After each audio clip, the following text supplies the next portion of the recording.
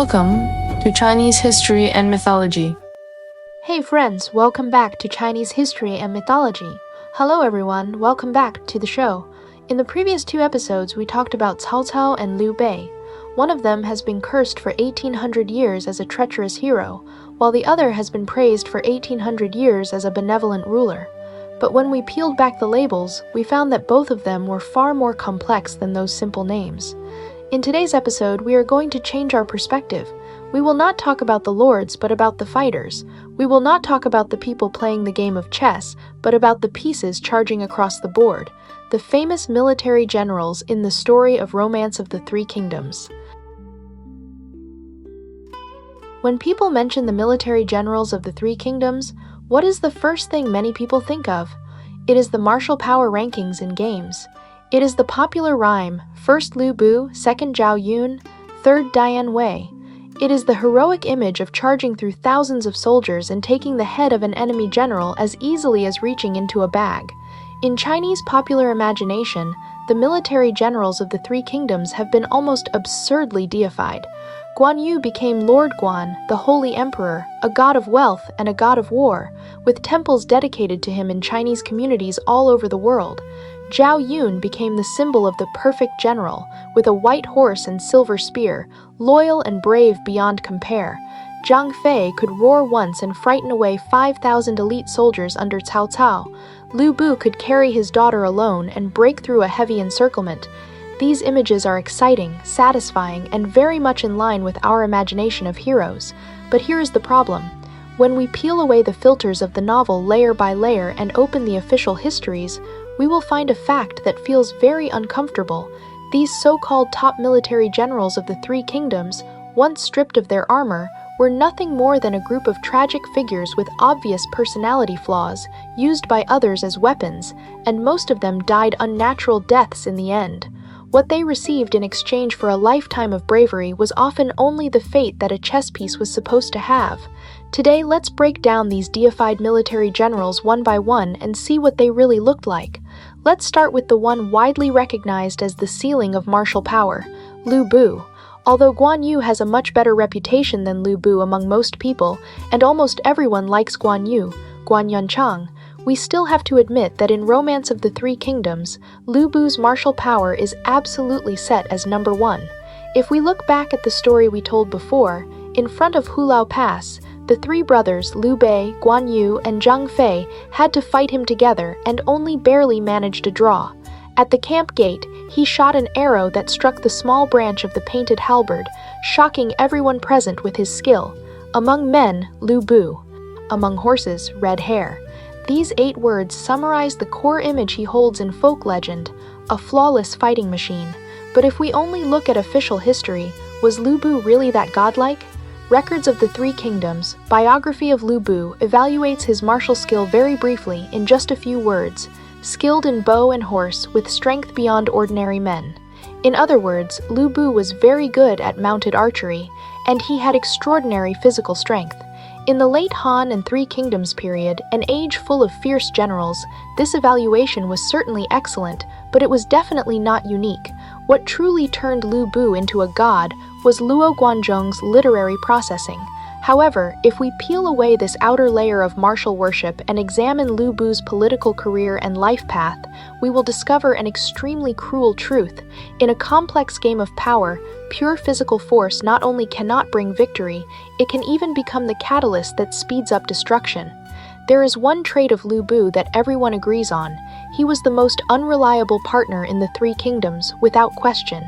What he did throughout his life, in today's words, was repeatedly jumping from side to side.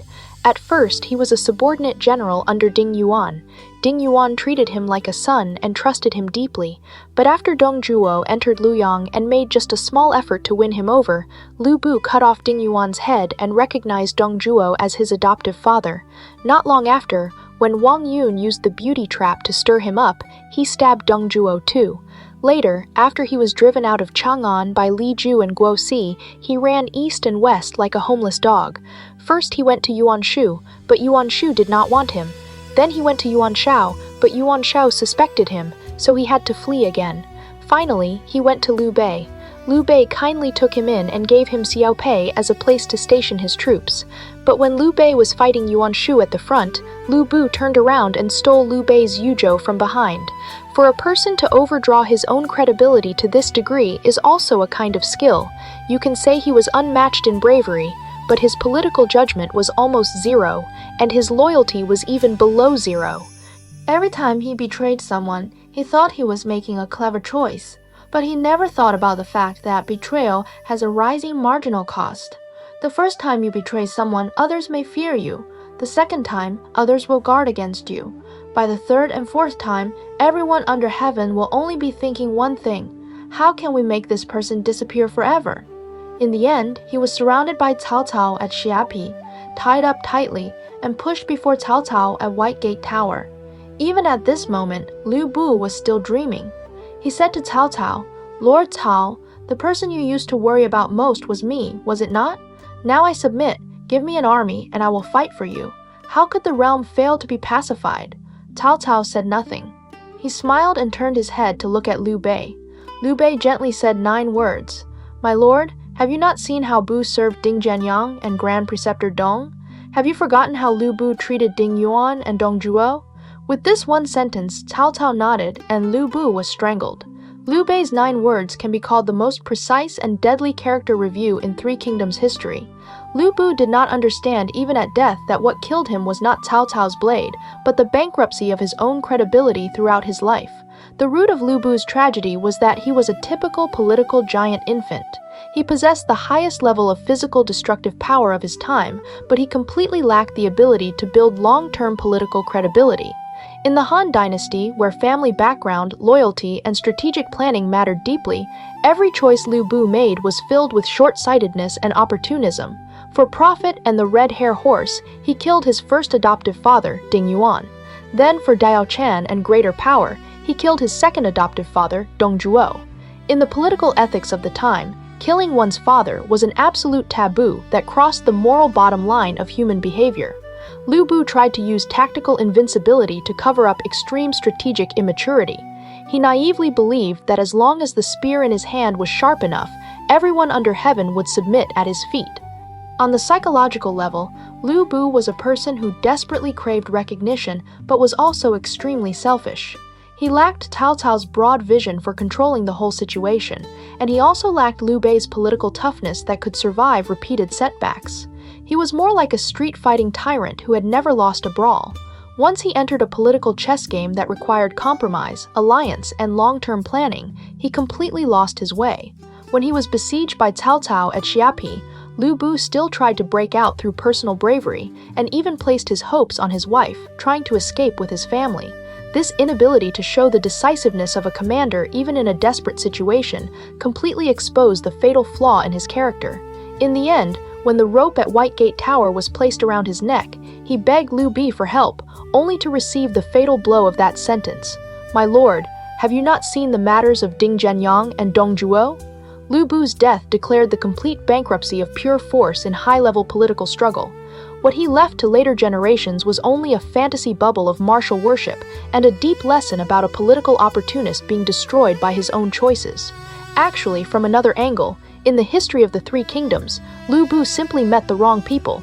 If Liu Bu had first met Liu Bei back then, and if he had been added to Guan Yu, Zhang Fei, and later Zhao Yun, then perhaps the realm would have become Liu Bei's possession long ago. After talking about Liu Bu, let's look at the Shu Han side. Shu Han has the so-called 5 tiger generals: Guan Yu, Zhang Fei, Zhao Yun, Ma Chao, and Huang Zheng. This title was actually given in Romance of the Three Kingdoms. In official history, there was no formal military structure called the 5 Tiger Generals, but they truly are the group of military generals most heavily mythologized by later popular culture. Let's start with Guan Yu. In sharp contrast to Liu Bu's chaos and destruction is the long process through which Guan Yu rose onto the altar of history and culture. As the first of Shu Han's 5 tiger generals, Guan Yu's achievements in real history were also brilliant. He once killed Yuan Shao's great general Yan Liang in the middle of a vast army, relieving the siege of Beima. During the Shangfan campaign, he flooded the 7 armies, captured Yu Jin, executed Pang De, and shook all of China, to the point that Cao Cao even began to think of moving the capital in order to avoid his sharp edge. These solid military achievements established Guan Yu's historical status as a first-class famous general. However, the reason Guan Yu was able to go beyond the category of an ordinary military general, eventually being repeatedly honored by dynasties as the martial sage, placed alongside Confucius, and even worshipped by the people in later generations as a god of wealth, lies in the extremely magnified idea of righteousness attached to him. How high is Guan Yu's status in later generations? He is the martial sage, standing alongside Confucius, the literary sage. He is Lord Guan, the holy emperor. In Buddhism, he is a protector deity, the Sangharama Bodhisattva. In Taoism, he is Lord Guan. In popular religion, he is a god of wealth. If you walk into the Chinatown of almost any Chinese community, you can usually see a Guan Yu temple. A military general from the Three Kingdoms period, more than 1800 years after his death, still receives more incense and worship than many emperors. This phenomenon itself is very worth thinking about. If you have watched those early Hong Kong action films from the 1980s, before every fight in the movie, people would often burn incense and bow before a divine statue. That statue is Guan Yu, Guan Yunchang. So, in the hearts of almost everyone, Guan Yu is the symbol of loyalty and righteousness. But in history, especially in official history, was Guan Yu really perfect? Quite the opposite. His personality flaw was fatal. There is a very famous evaluation of Guan Yu in the historical records. Guan Yu was rigid and self-proud. He was stubborn, self-willed, and extremely arrogant, looking down on almost everyone. When Ma Chao came to surrender, Guan Yu specially wrote to Zhu Zhiliang and asked whose level Ma Chao's ability could be compared to. Zhu Zhiliang understood Guan Yu too well, so he wrote back saying that Ma Chao was indeed very impressive and could be compared with Zhang Fei, but he was still a little below Guan Yu. When Guan Yu saw the letter, he was extremely happy and showed it to everyone, like a schoolchild praised by a teacher. A regional general commanding Jingzhou and holding tens of thousands of troops had a vanity so strong that others had to comfort him like a child. Guan Yu's personality was a perfect combination of extreme arrogance and extreme self-respect. He treated ordinary soldiers well, but he was full of contempt toward the scholar official class. After learning that Ma Chao had surrendered to Liu Bei, Guan Yu, because Ma Chao's reputation was so high, specially wrote to Zhu Zhiliang to ask whose ability Ma Chao could be compared with. Zhu Zhiliang knew Guan Yu's pride very well, so he replied that although Ma Chao had both civil and military talent, he could only stand alongside Zhang Fei and could not compare with Guan Yu, who was unmatched and beyond the crowd. After Guan Yu read the letter, he was delighted and showed it to his guests. This kind of contempt toward colleagues and arrogance toward the scholar gentry ran through Guan Yu's entire life. When Sun Quan sent someone to propose a marriage alliance, Guan Yu even cursed, "How can a tiger's daughter marry a dog's son?" directly damaging the political foundation of the Sun-Lu alliance. "My Guan Yu's daughter is the daughter of a tiger. How could she marry the son of a dog?" Who was Sun Quan? He was the lord of Jiangdong, a regional ruler standing on equal footing with Cao Cao and Liu Bei. Guan Yu was only a general under Liu Bei, yet he spoke this way to another ruler's family. This was no longer just arrogance. In diplomacy, it was like slapping someone in the face. And what happened in the end? When Guan Yu launched his northern campaign, Sun Quan stabbed him in the back. Lu Meng crossed the river in white clothes. Guan Yu was attacked from both front and rear, fled in defeat to Mei Cheng, and was finally captured and killed by Eastern Wu at Linju. When he died, it had only been a few short months since his peak moment of flooding the Seven Armies and shaking all of China.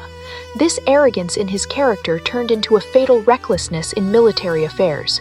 When Guan Yu launched the Xiangfan campaign, although he achieved brilliant results in the early stage, he did not maintain enough strategic defense against a stab in the back from Eastern Wu. He transferred away defensive troops from Jingzhou in the rear, leaving the rear empty. When Lu Meng crossed the river in white clothes and took Jingzhou without bloodshed, Guan Yu's army collapsed instantly. On the surface, Guan Yu's defeat and death looked like a military and strategic mistake, but the deeper reason was the inevitable result of private righteousness overriding public righteousness in his character. His personal loyalty to Liu Bei made him ignore the importance of maintaining the Sun-Lu alliance, the highest national strategy of Shu Han. The sad thing is that even until death, Guan Yu never realized where he had truly lost. He thought he had lost to Lu Meng's scheme and to the betrayal of Mi Fang and Shi Ren. He did not know that what he had really lost to was his own arrogance, the kind that could not tolerate anyone. However, it was exactly this flawed and real humanity that allowed Guan Yu to undergo cultural elevation after death. In traditional lower-class Chinese society, people deeply longed for an absolute spirit of contract that could rise above profit, life, and death. Guan Yu's loyalty to Liu Bei was not for high office and rich salary, not for glory and wealth. Even when Cao Cao treated him extremely well, he still left behind the seal and gold and rode alone for 1,000 li. This pure righteousness became the only moral pillar that lower-class society could rely on in a chaotic age with little legal protection. Later generations deified Guan Yu because they were actually creating a perfect moral totem, one used to maintain the credit system of society and the order of the martial world. Guan Yu's arrogance cost him his head, but his righteousness won him incense and worship for thousands of generations. Now let's look at Zhang Fei. What kind of image does Zhang Fei have in Romance of the Three Kingdoms? A leopard-like head, round eyes, a swallow-like jaw, a tiger's beard, holding his 18-foot serpent spear.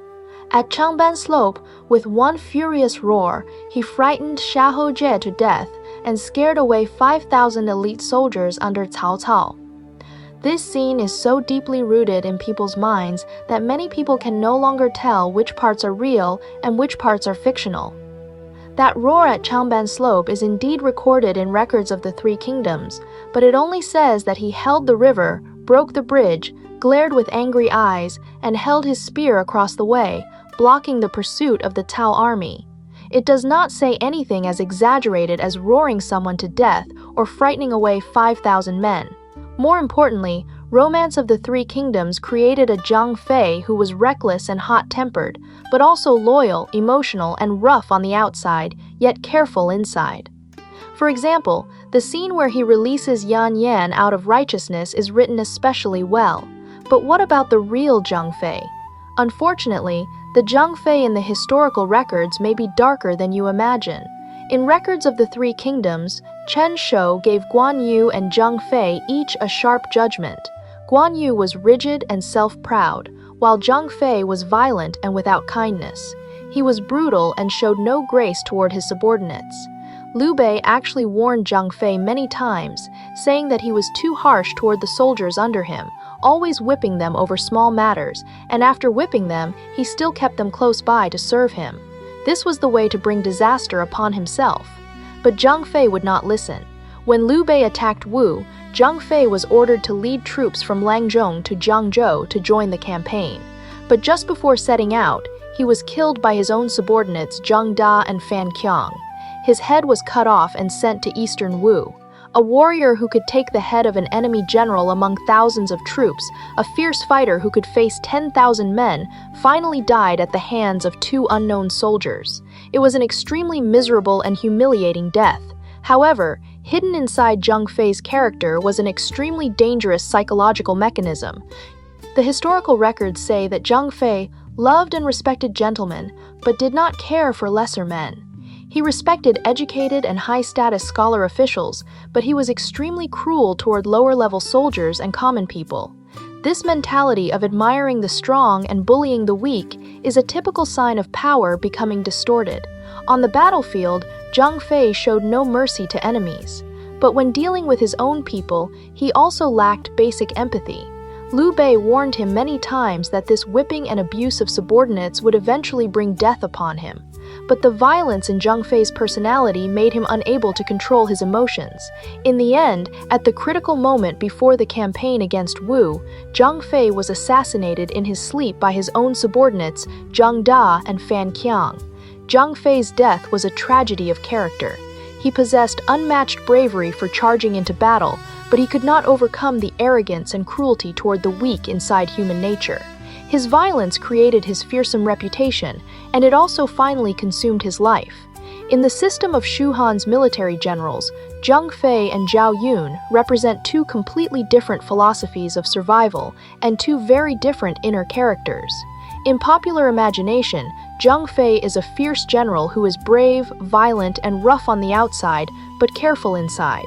At Changban Slope, he led 20 cavalrymen to guard the rear, held the river, broke the bridge, glared with angry eyes, and held his spear across the way. With one furious roar, he frightened back the Tao army. This highly dramatic image carved Zhang Fei's bravery with extraordinary force. In real history, Zhang Fei was also a fierce general who could face 10,000 men.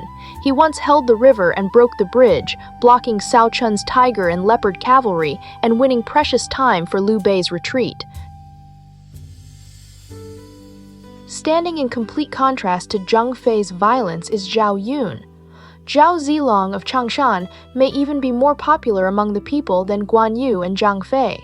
At Changban Slope, he charged in and out 7 times and rescued his lord alone on horseback. This heroic achievement made Zhao Yun the embodiment of loyalty and bravery. In Romance of the Three Kingdoms, Zhao Yun is almost a perfect military general without any flaws. He is not greedy for money, not tempted by women, does not claim credit for himself, and obeys absolutely. Even when Liu Bei attacked Wu, Zhao Yun dared to speak directly and advise against it, showing an extremely clear political mind. Zhao Yun's popularity among the people is extremely high, and he may even have the most fans among all the Three Kingdoms' military generals. At Changban Slope, he rode alone to rescue his lord, fighting in and out among Cao Chun's tiger and leopard cavalry, and saved Lady Gan and Adu. During the empty camp strategy at Hanzhong, he led only several dozen cavalrymen out of the camp to face the enemy, fighting while retreating, and returned safely. Liu Bei praised him by saying, "Zilong is full of courage from head to toe." And Zhao Yun's character was also very good. After Chengdu was taken, Liu Bei wanted to divide the houses and farmland in the city among his meritorious officials. It was Zhao Yun who stood up and opposed it, saying that Huo Qubing once said he could not think of home while the Xiongnu were not yet destroyed. Now, the traitors to the state still remained, so the fields and houses should be returned to the common people. Liu Bei listened to him. Later, when Liu Bei wanted to avenge Guan Yu and attack Wu, and no civil or military official in the court could stop him, Zhao Yun was the first to stand up and oppose it. What he said was not, "We cannot win," but "We should not fight." Cao Wei was the real traitor to the state. First destroy Cao Wei and Eastern Wu would naturally submit. This political judgment was much clearer than Liu Bei's at the time, when Liu Bei had already been carried away by emotion. But behind Zhao Yun's perfect image, there is one hidden fact that many people are unwilling to admit. His official rank was never very high. It can even be said that throughout his entire life, he never received a position truly matching his ability and reputation. Records of the Three Kingdoms, biography of Zhao Yun, records that after his death, he was posthumously honored as Marquis Shunping, and this posthumous title was only given by the later Lord Liu Shan more than 30 years after Zhao Yun had died.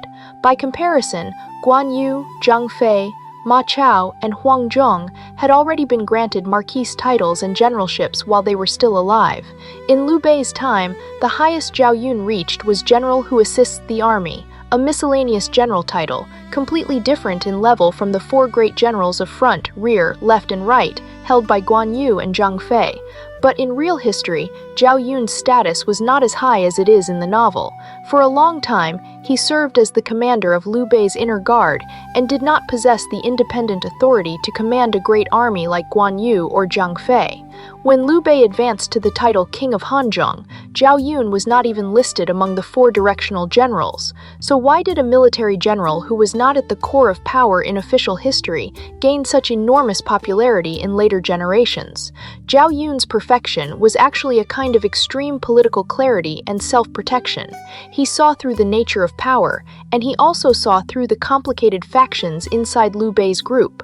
Zhao Yun came from a lower background and had no powerful family behind him. The only things he could rely on were Liu Bei's absolute trust and his own flawless conduct.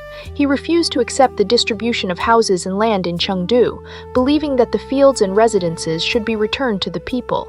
After the defeat at the Battle of Jigu, he voluntarily asked to be demoted in order to take responsibility. Every choice Zhao Yun made sent one signal to Liu Bei: I, Zhao Yun, have no political ambition. I am only a pure tool, a blade that is forever loyal and forever clean. Some people believe this was because Zhao Yun came from a humble background and did not have the status of an original follower like Guan Yu and Zhang Fei. Some believe he was pushed to the margins in political struggle.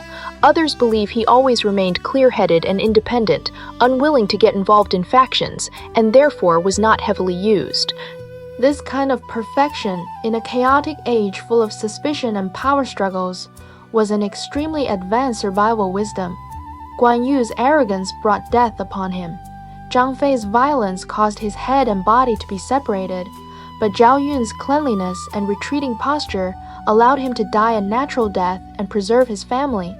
Zhao Yun represents the ultimate image of the perfect minister in traditional Chinese culture, outstanding in ability, yet not threatening to the ruler, full of great achievements, yet never arrogant about his merit. Through a lifetime of caution and carefulness, he earned the highest praise of history. Of the remaining two among the 5 tigers, Ma Chao and Huang Zhong, one was young and one was old, and their fates were completely different. Ma Chao came from a powerful Longxi family, a proper aristocratic son, and his ancestor was Ma Yuan, the general who subdues the waves. His face was as fine as polished jade, his arms were long like an ape's, his waist was narrow like a bee's, and he wielded a silver spear. He fought so fiercely that Cao Cao cut off his beard, abandoned his robe, and fled in great embarrassment. This image is extremely intimidating. He feels like a younger version of a god of war. But after Ma Chao surrendered to Liu Bei, his life was actually not very good. His father Ma Teng and more than 200 members of his family were killed by Cao Cao. He raised troops for revenge and had once fought Cao Cao in Guanzhong until Cao Cao almost lost his life. But later, he was defeated by Cao Cao's estrangement strategy, wandered from place to place, joined Jiang Lu in Hanzhong, and only finally submitted when Liu Bei was taking Yizhou. Liu Bei gave him a very high office, general of chariots and cavalry, but never gave him real power. Ma Chao himself also lived as if walking on thin ice, extremely cautious in everything. Why? Because he carried one label on his body, surrendered general. He had betrayed Cao Cao, read Jiang Lu, and because of him, his father died and his entire family was wiped out. Within Liu Bei's group, people with a strong sense of moral purity, such as Zhu Zhiliang, looked down on this kind of person in their hearts. During Ma Chao's years in Shuhan, he had almost no military achievements. He was like a tiger whose teeth had been pulled out, locked in a cage for people to look at. He was only 47 when he died. In his final words, he only asked Liu Bei to take care of his cousin Ma Dai, who had remained in Hanzhong. He said nothing else. A northwestern wolf who had once fought until Cao Cao cut off his beard and abandoned his robe, ended up so lonely and quiet. It is truly sigh-worthy. Huang Zhong's story is relatively warmer. When Huang Zhong appeared, he was already an old general over 60. In an army that valued physical strength, seniority, and family background, an old general usually meant someone pushed to the margins and moved into the second line. He is the representative of the old general, or in today's words, an inspiring example of breaking age anxiety. At the Battle of Dingjun Mountain, he cut down Xiahou Yuan, the commander of Salwei's western front, and became famous in one battle. After Liu Bei declared himself king of Hanzhong, he made Huang Zhong rear general, placing him alongside Guan Yu, Zhang Fei, and Ma Chao. When Guan Yu heard this news in Jingzhou, he was very unhappy and said, "A real man should never stand in the same rank as an old soldier." An old general in his 60s had earned his place through real ability, yet he still had to suffer the sarcasm of someone with deeper seniority. But Huang Zhong died the very next year. He did not live to see the defeat at Yiling, and he did not live to see Guan Yu's death. His life almost ended with a perfect full stop at the brightest moment of Shu Han. Turning our eyes to the northern Cao Wei camp, we will find a completely different logic of survival for military generals. Cao Cao's power base was built on a double barrier: clan generals and personal bodyguards. Dian Wei and Su Chu were the two most important personal bodyguard-type war gods beside Cao Cao. Dian Wei's image is full of classical tragic grandeur. Dian Wei was Cao Cao's early personal bodyguard. He had extraordinary strength and could lift the large gate banner with one hand. During the Battle of Wancheng, Jiang Shu rebelled, and Cao Cao's main camp was attacked by surprise. Dian Wei led a dozen or so men to guard the camp gate, fighting to the death and refusing to retreat, buying time for his lord to escape. Later in the battle, all of his men died. Dian Wei had dozens of wounds on his body, and when his weapons broke, he grabbed two enemies and swung them as weapons. In the end, he died from exhaustion. Even when he died, he was still standing with his eyes wide open in rage. After Cao Cao escaped, he heard that Dian Wei had died in battle and cried loudly. Dian Wei's life was very short, and the historical records about him are only a few pages, but his image is extremely clear: a pure fighting machine, a personal bodyguard who pushed loyalty to its absolute limit.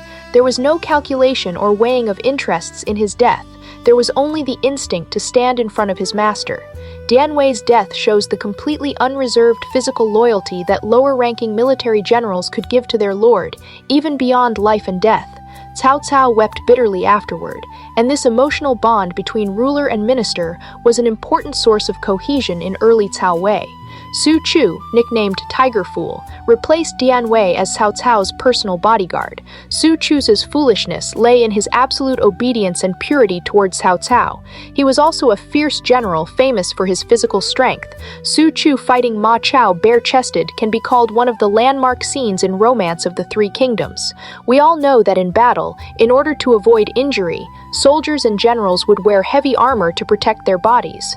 But in this story, Su Chu fought Ma Chao with his upper body bare. From this, you can imagine just how powerful Su Chu's fighting ability was. During the Battle of Tong Pass, Ma Chao wanted to use the chance of a meeting before the formation to launch a surprise attack on Cao Cao. But when he saw a large man standing behind Cao Cao with furious eyes wide open, he hesitated and asked, "Where is Lord Cao's Tiger Marquis?" Cao Cao pointed behind him. When Ma Chao saw Su Chu's presence, he did not dare make a move. This scene was further dramatized in the novel and became Su Chu fighting Ma Chao bare-chested for 300 rounds without a clear winner. However, in official history, there was no such thing as Su Chu fighting Ma Chao bare-chested, but in the more than 20 years that Su Chu served as a bodyguard in the Cao camp, there was never any failure or accident. Cao Cao's trust in him was almost limitless. Like Dian Wei, Su Chu's value was not in how well he could fight, but in the fact that he treated protecting the Lord as a kind of faith. He did not understand social maneuvering, did not take part in political factions, and recognized only Cao Cao. In the Battle of Tong Pass, Su Chu went into battle bare-chested and fought Ma Chao, showing the fierce martial strength of Cao Wei's bodyguard generals. Su Chu's existence was the physical barrier that allowed Cao Cao to feel safe in a chaotic age filled with betrayal. Cao Cao only trusted these bodyguards who had no political ambition and recognized only physical loyalty. Dian Wei and Su Chu represented the lowest, but also the firmest foundation stone at the core of Cao Wei's power. Among the clan generals of Cao Wei, Xiahou Dun and Xiahou Yuan played different strategic roles. Xiahou Dun was famous for his fierce loyalty and courage. While fighting Lu Bu's army, he was hit in the left eye by a stray arrow. He pulled out the arrow and swallowed his own eye. This extremely bloody and fierce image shocked the entire army. Although Xiahou Dun's military ability was not at the very top, as Cao Cao was elder brother-like clan relative, he held extremely high political status within the Cao Wei regime.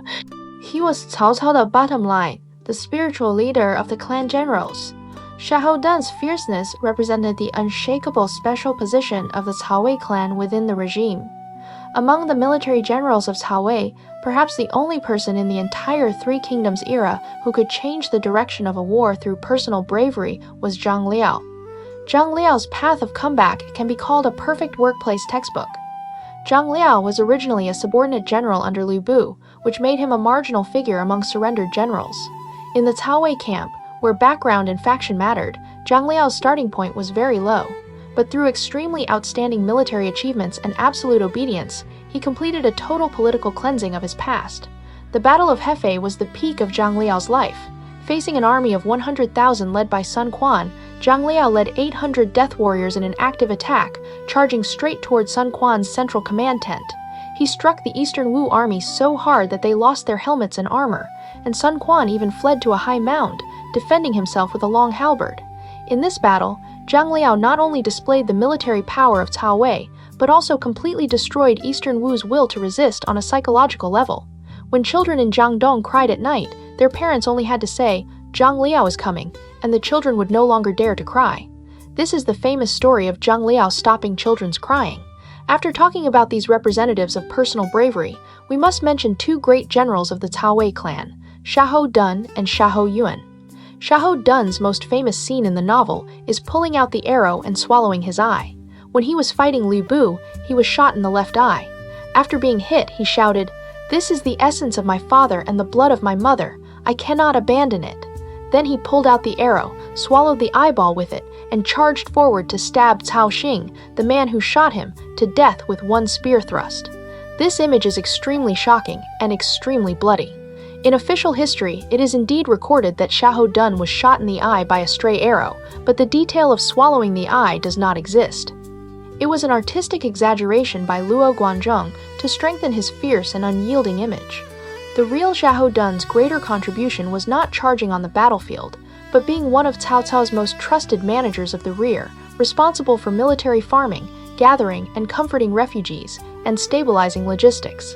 He was the kind of person to whom the Lord could completely entrust his back without worry. Xiahou Yuan was the commander-in-chief of Cao Wei's western front and guarded Guanzhong for many years. His ending was extremely tragic. At the Battle of Dingjun Mountain, he fell into Liu Bei and Fa Zheng's strategy and was killed in a surprise attack when Huang Zheng's troops charged down from higher ground. Xiahou Yuan's death was Cao Wei's most fatal loss in the Hanzhong campaign, and Cao Cao was deeply grieved. The historical records give a very precise evaluation of Xiahou Yuan. He was good at attacking, but not good at defending, and especially not good at handling battlefield tricks. He died because he underestimated the enemy, and he also died because of his own character, a hard-charging warrior who met an old and deeply calculating opponent. Let's talk about Eastern Wu. We need to understand that if history could be divided into three powers, then, besides having outstanding civil officials and strategists, these three sides must also have had military generals strong enough to match one another, so they could hold back the attacks of the other two states. Although the presence of Eastern Wu's military generals is seriously weakened in the novel, Eastern Wu's generals carry a unique tragic undertone. Taishi Ci is the representative of Eastern Wu's early fierce generals. He once fought Sun Si in a great battle at Shenting Ridge. The two men fought from horseback to the ground, both highly skilled, and neither could clearly defeat the other. Taishi Ci's image is full of the loyal and righteous spirit of a classical wandering hero. To repay Kong Rong for recognizing his worth, he broke through an encirclement alone on horseback to seek help. After being captured by Sun Si, because of Sun Si's honesty and trust, he devoted himself completely to Eastern Wu. But in official history, Taishi Ci's personal bravery was not inferior to Guan Yu or Zhang Fei at all. Taishi Ci was from Donglai. When he was young, in order to repay the commandery administrator for recognizing his worth, he charged into the provincial office alone to deliver a letter. Along the way, every arrow he shot hit its mark, and the pursuers did not dare come close. Later, he joined his fellow townsman Lu Yao. At that time, Sun Si was sweeping through Jiangdong. Once, Taishi Ci took one follower out to scout, and at a place called Shenting, he ran straight into Sun Si. Sun Si had 13 men with him, all future founding generals of Eastern Wu, such as Cheng Pu, Huang Gai, and Han Dong. On Taishi Ci's side, there were only him and one follower. When the two groups met, Taishi Ci showed no fear at all and charged forward to fight Sun Si one-on-one. The two fought from horseback to the ground. Sun Si wounded Taishi Ci's horse and seized the hand halberd from Taishi Ci's back, while Taishi Ci grabbed off Sun Ci's helmet. When the main forces from both sides arrived, each side withdrew its troops. This battle is one of the very few detailed records of a duel between main commanders in official history, which makes it far more precious than those fictional general duels in the novel. Later, Taishi Ci was captured by Sun Ce. Sun Ce personally untied him, held his hand, and said, "Do you still remember that fight at Shenting? If you had captured me back then, how would you have dealt with me?" Taishi Ci said, "That is hard to say." Sun Ce burst into laughter, and from then on, he took Taishi Ci in as one of his trusted men. In the final years of his life, Taishi Ci became one of the vanguards Sun Ce relied on most in conquering Jiangdong. Unfortunately, he died young, passing away from illness at only 41. Before his death, he left behind a very famous line: "A man born into this world should carry a 7-foot sword and climb the steps to the Son of Heaven's hall. Now my ambition has not yet been fulfilled. How can I die like this? A man lives his life and should hold a long sword, winning his way into the emperor's court. But now my ambition has not yet been achieved, so how can I be made to die?" This was a pure warrior. In his whole life, he wanted only one thing: to achieve merit and build a career. He did not have so many political calculations, and he did not weigh gain and loss so much. He and Liu Bu were two completely different kinds of fierce generals. Liu Bu's bravery was a bargaining chip used to exchange for benefits, while Taishi Ci's bravery was the entire meaning of his life. Looking back at the group portrait of the Three Kingdoms military generals, what we see is not only killing machines from the age of cold weapons, but also vivid carriers of traditional Chinese values. You will notice that among these people, almost none truly came to a good end. Liu Bu's destruction warns the world of how powerless brute force can be before politics. Guan Yu's deification carries the lower classes' longing for a spirit of absolute loyalty and contract. Zhang Fei's violence reveals the deadly backlash brought by flaws in character. Zhao Yun's perfection shows the survival wisdom of protecting oneself in a chaotic age. Ma Chao's tragic song tells of how political original sin can crush an individual without mercy. Huang Zhong's comeback proves the unyielding will of an old general. The loyalty of Dian Wei and Su Chu built the safety bottom line at the core of power. The fate of the two Xiahou pillars reflects the responsibility and limits of clan generals. Zhang Liao, shaking Jiangdong with fear, wrote the legend of a surrendered general rising through military achievement, and Taishi Ci's loyalty and righteousness sang the final song of the classical wandering hero spirit. This is cruel, but it is also real. In that chaotic age, military generals were essentially consumable goods. When your lord needed you, you were a warrior who could face 10,000 men. You were the Tiger Marquis. You were the nightmare that stopped children from crying. But when you were no longer useful, when your character flaws were exposed, when you stood on the wrong side, said the wrong thing, or offended someone you should not have offended, no matter how strong your martial power was, it could not save you. Fortunately, later generations who read history did not forget the great achievements of these military generals. Later, all of these generals were mythologized by the people and lifted onto the altar of legend. In the long river of history, the noise of armored horses and weapons has long faded away, and the once unstoppable force of their martial power was also destined to be worn down by time. But the loyalty, arrogance, perfection, tragedy, fierceness, and endurance carried by these generals crossed 1,000 years and became eternal cultural symbols. Yet after we peel away that divine halo, they actually feel more human. They could be impulsive, vain, furious, and afraid. On the battlefield, they seemed like gods of war descending into the world. But once they left the battlefield, they were nothing more than ordinary people thrown back and forth by fate, who finally used their lives to live out the words, each serving his own lord. We like them not because they were perfect, but precisely because they were not perfect. Those sharp edges and fatal weaknesses in them make their bravery feel heavier and more meaningful. Alright, that is where we will stop for today's discussion of the Three Kingdoms military generals. In the next episode, we plan to talk about another group that has been seriously underestimated, the strategists of the Three Kingdoms. These people stood behind the scenes and moved the world with their hands. Their stories may be even more thrilling than charging into battle. See you next time. If you enjoyed today's episode, feel free to give the show a like, subscribe, and share it with someone you think would enjoy it too. Thank you for spending this time with me. I will see you in the next episode.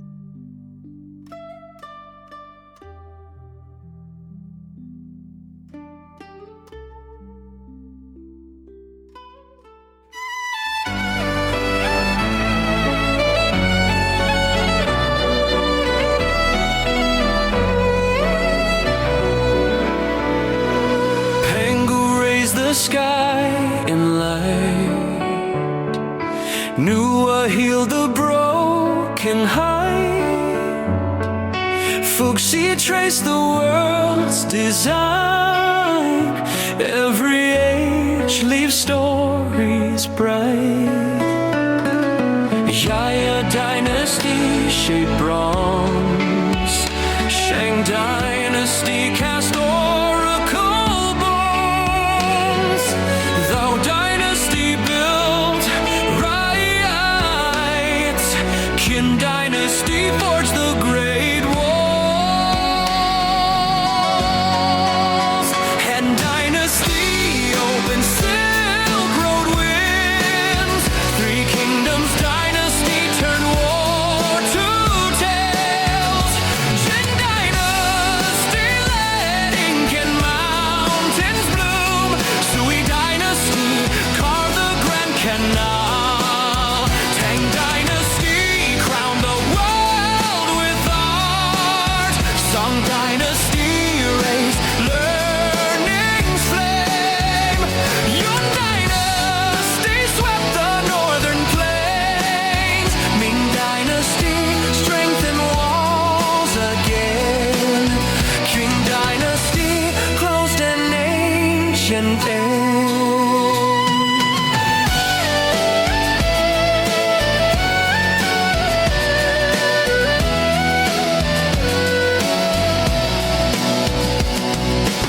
Every age leaves stories bright.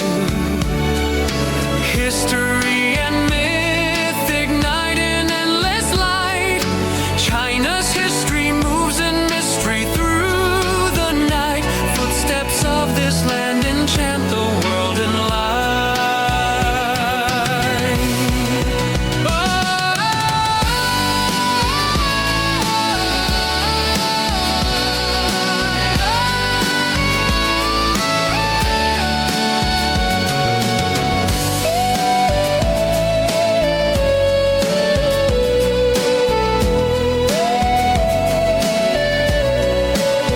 Han dynasty opened Silk Road winds. Three kingdoms dynasty turned war to tales.